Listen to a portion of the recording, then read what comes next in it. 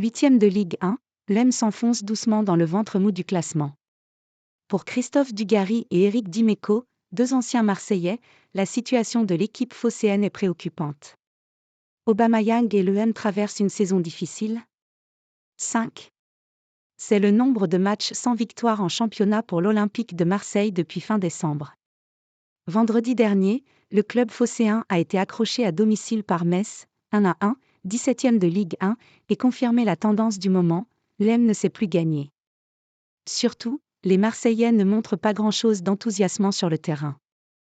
Après 2 saisons passionnantes sous les ordres de Roré Sampaoli et Igor Tudor, l'équipe olympienne a perdu son identité de jeu l'été dernier.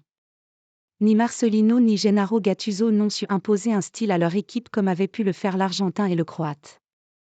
Des joueurs pas au niveau attendu.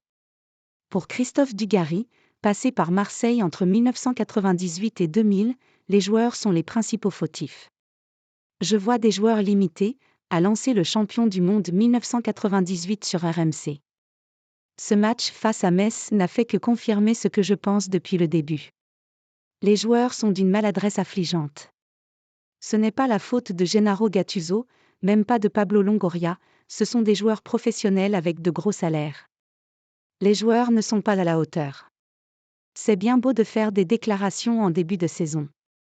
Il ne faut pas être fort que dans le bureau avec ton agent qui demande de l'oseille. Ils ne sont pas au niveau espéré pour lequel ils ont été recrutés et pour lequel eux-mêmes se sont vendus, insiste l'ancien international français, qui estime notamment que les attaquants marseillais ont les pieds tordus. Sur les coups de pied arrêtés, 3 sur 4 sont ratés.